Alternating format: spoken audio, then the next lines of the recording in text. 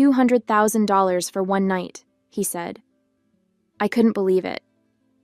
For a moment, I just stood there, frozen, clutching the towel wrapped around me like it was the only thing keeping me grounded.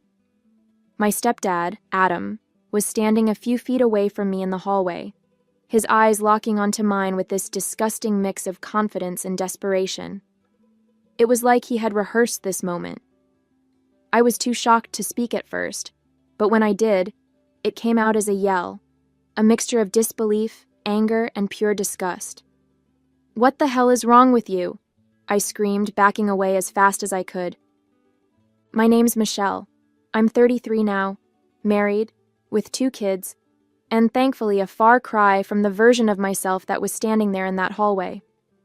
At the time, I was 25, fresh out of college, and drowning in debt from student loans. I was working as an assistant professor at a community college, trying to make a name for myself while scraping by on barely enough to pay my bills.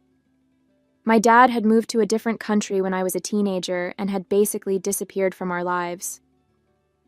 My mom, Julia, had married Adam when I was 20, and let's just say, he wasn't the kind of person I'd have ever willingly chosen to have in my life.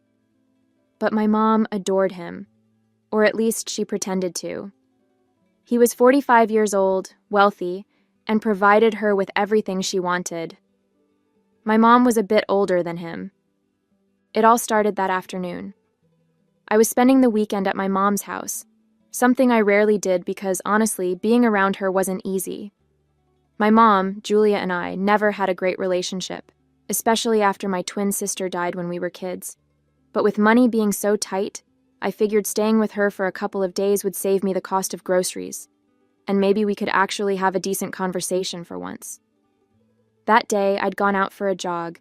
It was brutally hot, and by the time I got back, I was drenched in sweat. I saw a note on the kitchen counter saying that my mom was out visiting a friend and Adam had gone grocery shopping. Perfect. I thought I had the place to myself for a little bit, so I headed straight for the shower, not even bothering to grab clothes since I figured no one would be back for a couple of hours. After my shower, I wrapped myself in a towel and headed toward the bedroom where I'd left my clothes. It didn't even cross my mind that someone might have come back early. I mean, why would it? But as soon as I turned the corner, there he was, Adam, standing at the end of the hallway. My heart dropped. He wasn't supposed to be there, and the way he looked at me, it wasn't normal. At first, I thought maybe I'd startled him, or maybe he'd startled me. But then he smiled. Not a friendly stepdad kind of smile. This was something else entirely. Before I could say anything, he stepped closer. Too close. "You're beautiful, you know that," he said, his voice low, like he was testing the waters. I froze, not sure what to do or say. My brain was screaming at me to move, to get out of there, but my feet felt like they were stuck to the floor. Then he said it, the offer that made my stomach turn. $200,000 for one night, he said, like he was offering me a business deal. His tone was calm, almost casual, like this was something normal to say to your stepdaughter. That's when it hit me. He wasn't joking. He meant it. Every disgusting word. I felt like the air had been sucked out of the room. My mind was racing, but I couldn't form a single coherent thought. "What the hell did you just say?" I managed to choke out. My voice didn't even sound like my own. It was shaky, almost a whisper. Adam didn't flinch. He just kept looking at me with that disgusting smirk. "You heard me," he said, shrugging like it was no big deal. "Think about it, Michelle. 200 grand. You could pay off your loans, start fresh. No one would have to know." That's when the anger kicked in, boiling up so fast I could feel my hands trembling. "Are you insane?" I yelled, backing away from him. "What kind of person do you think I am?" He didn't move, didn't even look embarrassed. If anything, he seemed annoyed, like I was the one being unreasonable. "Calm down," he said, his voice still infuriatingly calm. "It's just an offer. You don't have to make a big deal out of it." A big deal? He was standing there trying to buy me and he had the audacity to tell me to calm down? My whole body was shaking, and I couldn't even look at him anymore. I turned and ran straight into my room, slamming the door behind me and locking it. Once the door was locked, I pressed my back against it, trying to steady my breathing. My heart was pounding so hard it hurt. I felt trapped, not just in the room, but in the whole situation. What was I supposed to do? I wanted to scream, cry, throw something. But most of all, I wanted to be anywhere but there. The worst part was knowing I had no one to call. My mom? She'd never believe me. She never believed me about anything important. And this? She'd probably twist it into being my fault somehow, like she always did. I sat on the floor, hugging my knees, trying to figure out what to do. Minutes dragged by, each one stretching out endlessly as I sat there in silence. Through the thin walls, I could hear the low murmur of the TV. Adam had made himself comfortable in the living room, as if nothing had happened. The audacity of it made me feel sick. Then finally the sound of the front door opening broke the tension. I heard my mom's voice, light and casual, like it was just another normal evening. For a moment, relief washed over me. She was home, but almost instantly a wave of dread followed. What was I supposed to say? Would she even listen? My hands were clammy as I unlocked the door and stepped into the hallway. There she was, setting her purse down on the counter, while Adam leaned back on the couch like he didn't have a care in the world. My stomach churned, but I swallowed hard and found my voice. "Mom, I need to talk to you. Alone." She turned to look at me, her brow furrowing slightly. "What's wrong?" she asked, her tone more impatient than concerned. My eyes flicked to Adam, who was watching us like this was some kind of show.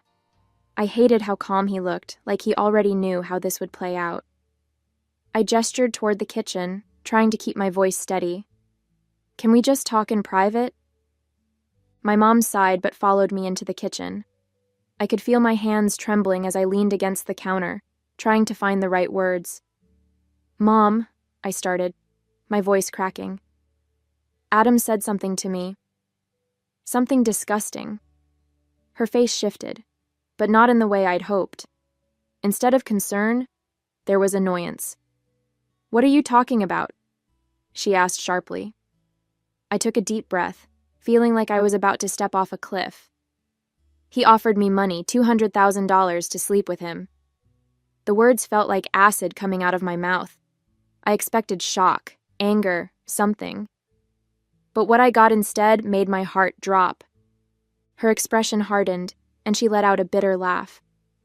"Oh, for God's sake, Michelle, don't be ridiculous." I stared at her, dumbfounded. "I'm not lying," I said, my voice rising. He said it, not long ago, in the hallway. But she wasn't listening. She was already shaking her head, her lips curling into a sneer. "You're unbelievable," she said. "I should have known you'd pull something like this. Always looking for attention, always trying to cause problems." I couldn't believe what I was hearing. My own mother dismissing me like I was some troublemaker making up lies. I felt tears welling up, but I refused to let them fall. "I'm not lying," I repeated, louder this time, my voice shaking. She raised a hand to stop me, her expression cold and detached. "Enough, Michelle. Let's see what Adam has to say about this." She stormed back into the living room, and I followed, my heart pounding. Adam looked up from the couch as if we'd just interrupted his quiet evening. "Adam," my mom said sharply, her voice edged with anger. "Michelle just told me you said something completely inappropriate to her.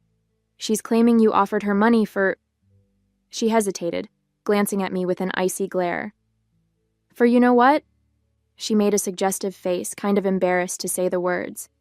Adam leaned back slightly, his expression shifting into one of exaggerated concern, like he was the one being wronged. "Julia, I don't know how to say this, but it's the opposite of what she's claiming," he said, shaking his head as if the mere suggestion was preposterous. "She came out of the bathroom in just a towel and, well, it felt like she was trying to get my attention." He glanced at me with a look of fake pity. "I didn't want to bring it up because I didn't want to upset you, but she's twisting the whole thing around now." My jaw dropped. "What?" I shouted, my voice breaking as I took a step forward. "That's not what happened, and you know it." But Adam kept his composure, holding his hands up in mock defense. "I swear, Julia, I was going to let it go because I didn't think it was worth causing trouble, but I can't just sit here and let her make these accusations." He sounded calm, even reasonable, and that made my blood boil. I turned to my mom, desperate for her to see through his lies, but the look on her face made my stomach sink. She wasn't looking at him. She was glaring at me. My mom didn't say anything at first, but her glare said it all. She believed him. Of course, she did. "Unbelievable," she muttered, shaking her head. "You come into my house, and this is how you act? How dare you, Michelle?" Her words hit me like a slap. I felt my face flush hot, my body trembling with frustration and anger. "You're seriously taking his side?" I yelled, my voice cracking. "He's lying, Mom. He's lying to your face." But she wasn't listening. She turned to Adam and placed a hand on his shoulder like he was the victim. "I'm so sorry you had to deal with this," she said, her tone dripping with sympathy. That was it. I couldn't take another second in that house. I turned and stormed toward the door, my hands shaking as I grabbed my bag. "You know what? Forget it," I said, my voice trembling. "Believe whatever you want, but I'm done." I didn't wait for her to respond. I just walked away, tears blurring my vision as I picked up what I had brought, walked towards the front door. I could barely breathe, the weight of betrayal and anger pressing down on my chest. As I reached the front door, I heard her voice behind me, cold and sharp. "I didn't expect much from you, Michelle, but I never thought you were a—" She started, but she couldn't finish the word. I spun around, my hand still gripping the door handle. "Don't you dare," I said, my voice low but shaking with anger. My eyes burned as I stared at her, feeling every ounce of the hurt and betrayal welling up inside me. "You want to believe him? Fine. But don't you ever call me that." She stood there, her arms crossed, her face hard, and for a second, I thought she might actually say it. But she didn't. Instead, she just turned away, dismissing me like I was nothing. I opened the door, stepped outside, and slammed it behind me as hard as I could. I could feel the tears starting to fall again, but I refused to let her see them. Not her, not Adam, not anyone in that house. I practically ran to my car, threw my bag into the passenger seat, and climbed in, gripping the steering wheel so tightly my knuckles turned white. I drove aimlessly for a few minutes, the streets blurring through my tears. The anger and humiliation were too much to hold back. Finally, I pulled over to the side of the road, parked the car, and let it all out. My hands gripped the steering wheel as sobs racked my body, the weight of everything crashing down on me. After a while, I wiped my face with my sleeve, trying to steady my breathing, but the knot in my chest wouldn't go away. I needed to talk to someone, anyone, but I didn't know who to call. My mom was out of the question, and there was no way I'd go to anyone who might twist this into gossip. Then I thought of John. He was just a good friend back then, someone I trusted. I hesitated for a moment, feeling embarrassed about what had happened, but I needed to get it out of me before it consumed me. With trembling hands, I picked up my phone and dialed his number. It rang a few times before he answered, his voice calm and familiar. "Michelle? Everything okay?" he asked, immediately sensing something was off. That was all it took for the tears to start again. "John?"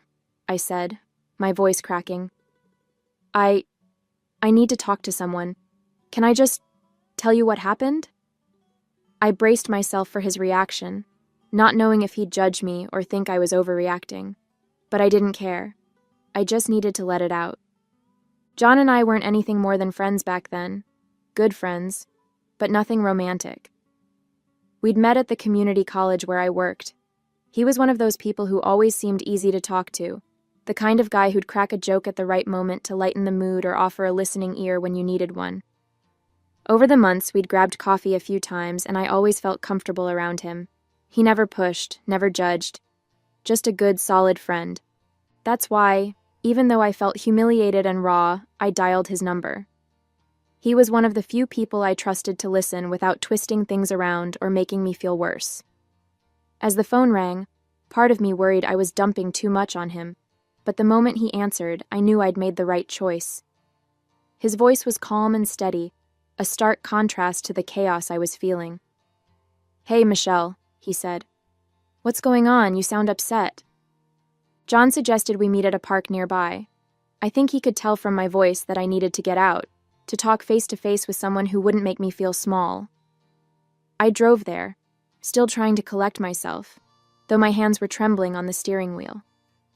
When I arrived, I spotted him sitting on a bench under one of the big oak trees, his usual easygoing expression replaced by one of quiet concern. As I approached, he stood up and gave me a small smile. "Hey," he said, his voice soft. "You okay?" I shook my head, biting my lip to keep from breaking down again. We sat on the bench, and for a moment I just stared at the ground, trying to find the words. Finally, I took a deep breath and told him everything, about Adam, his disgusting offer, and how my mom not only didn't believe me, but turned it all around on me. As the words spilled out, I felt a mix of anger and relief, like I was finally letting go of a weight I'd been carrying all night. When I finished, I looked up at John, half expecting him to have the same doubtful expression my mom had given me. Instead, his face was filled with quiet anger. Not at me, but at the situation, at Adam. "Michelle," he said firmly, his voice steady, "I believe you. Every word." Hearing those words felt like the ground beneath me had finally steadied, even if just for a moment. I let out a shaky breath, and tears welled up again, not from sadness this time, but from relief. "Thank you," I whispered, my voice barely audible. He shook his head, his jaw tightening. "You shouldn't have to deal with this. What he did, it's disgusting. And your mom? She should have had your back, no question." His words felt like a balm on an open wound. For the first time all day, I didn't feel completely alone. And I took a deep breath, trying to gather my thoughts, but everything came pouring out before I could stop it. "You know, it's not just this," I said, my voice trembling. "My mom, she's always been cold with me, ever since Lily." I paused, swallowing hard. "Ever since my sister died. I was 7, and we were at the playground. She chased after a ball, ran into the street, and..." My words trailed off as the memory hit me like a wave.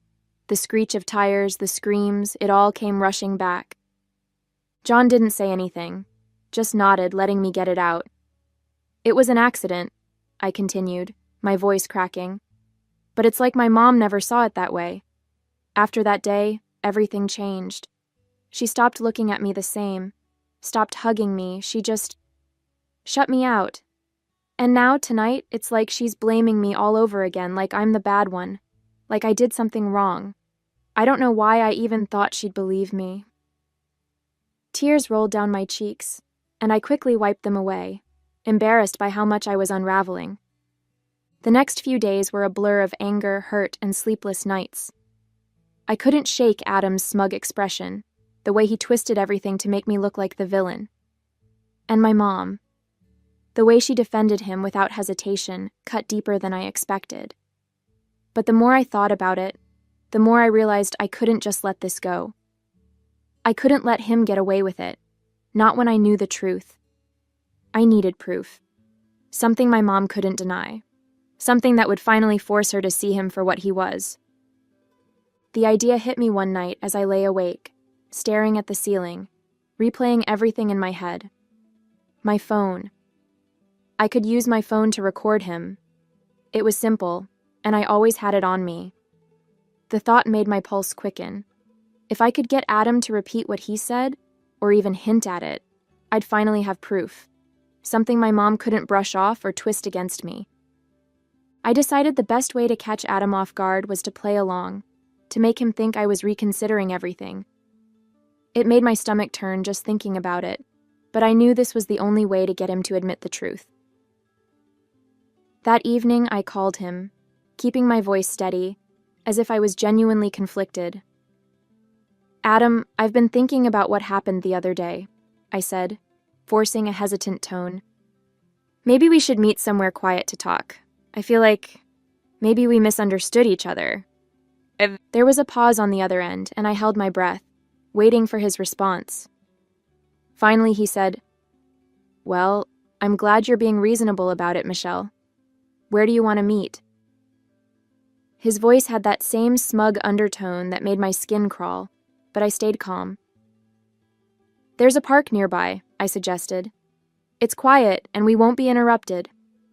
He agreed without hesitation, and I hung up, immediately opening the voice recorder app on my phone. I rehearsed what I'd say, trying to keep the anger in check. This was my chance to expose him, and I wasn't going to mess it up. As soon as I saw Adam walking toward the bench where I was waiting, I discreetly started the recording app on my phone, keeping it hidden in my jacket pocket. My hands were clammy, but I reminded myself to stay calm. I had to make this believable. I stood up as he approached, forcing a small, nervous smile. "Hey, Adam," I said, keeping my voice soft. "Thanks for meeting me. I've been thinking a lot about what happened, and I wanted to apologize if I misunderstood anything." He smiled, that same irritatingly smug expression he always wore when he thought he was in control. "I appreciate that, Michelle," he said, sitting down on the bench beside me. "I knew you'd come around eventually. Sometimes emotions get the better of us, you know?" I nodded, pretending to agree. "Yeah, maybe I overreacted. I was shocked, and I probably didn't handle things the way I should have." I paused, glancing at him. I need to understand. What did you mean when you said what you said? About the money?" His expression shifted slightly, like he was weighing how much to say. "Look," he began, leaning forward. "I only brought it up because I thought we had a certain understanding. You're a smart, beautiful woman, Michelle. I thought maybe you'd see the opportunity for what it was." I swallowed hard, keeping my voice steady. "But $200,000? That's a lot of money, Adam. Why would you even offer something like that? What were you expecting from me?" He chuckled lightly, shaking his head. "I wasn't expecting anything, really. I was just testing the waters, seeing if maybe you'd consider it. You're struggling, right? I thought it might help us both." I felt my stomach turn, but I kept my face neutral. "Help us both how?" I pressed, my voice quiet but steady. He smirked, leaning back on the bench. "Let's not play games, Michelle. You know exactly what I meant. I didn't think you'd make such a big deal out of it. It's not like anyone else had to know." I nodded slowly, letting the silence hang for a moment before speaking again. "So, you were serious? About the 200,000? He shrugged casually. "Of course I was. I don't say things I don't mean, Michelle. I figured you'd appreciate the gesture." Every word he said made my blood boil, but I stayed calm, knowing the recorder was picking up everything. I glanced at him one last time, my voice soft but firm. "Thanks for clearing that up, Adam. I needed to hear it from you." I forced myself to smile faintly, looking down at my hands as if I was embarrassed. "You're not wrong, Adam," I said hesitantly, my voice low. "I am struggling. Money's been tight, and with my loans, I've felt like I'm drowning most days." I glanced at him, catching the faint glimmer of excitement in his eyes as he shifted slightly closer. "You don't have to feel bad about that," he said, his tone softening in a way that almost sounded comforting, but I knew better. "You're a smart girl, Michelle. You've got options, and I'm offering you something that could change your life. It's not just about the money, it's about making things easier for both of us." I nodded slowly, pretending to mull it over. "It's just, I don't know. I've never thought about anything like this before. It's not like you're unattractive or anything," I added, forcing a nervous laugh as if I were embarrassed to admit it. "You're actually pretty good looking, Adam." His smile widened, and he sat up straighter, clearly encouraged. "Well, thank you," he said, his voice taking on a more confident tone. See? It doesn't have to be awkward. I knew you'd understand eventually. This could be something good for both of us, Michelle.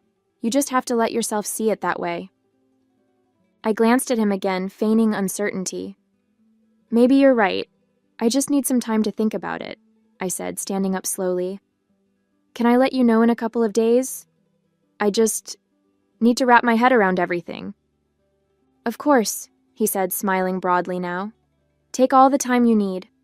I'm glad we could talk this through. I nodded, offering him a weak smile before turning and walking away, my phone still recording in my pocket. My hands were trembling, but not from nervousness anymore. I had him. Every disgusting word was captured, and I knew exactly what I was going to do next. 2 days later, I called Adam.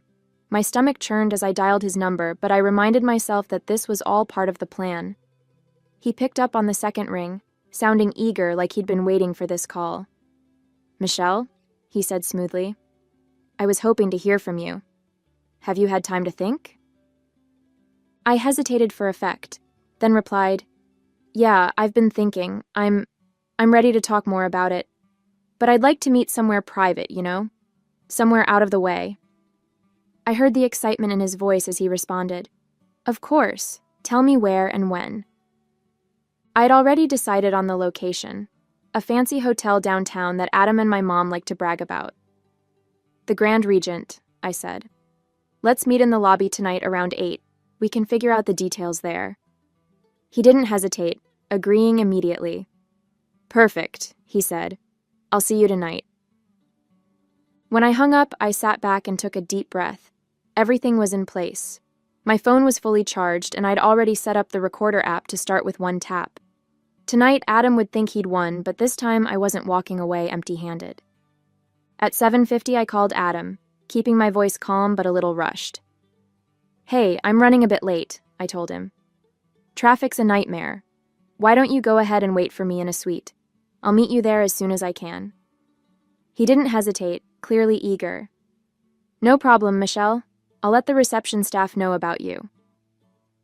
After hanging up, I drove straight to my mom's house, gripping the wheel so tightly my knuckles turned white. When she opened the door, her face immediately twisted with suspicion.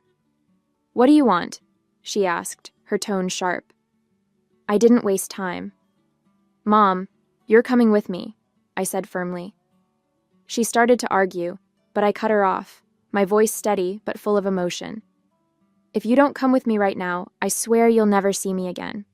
Not a call, not a visit, nothing. This is your one chance.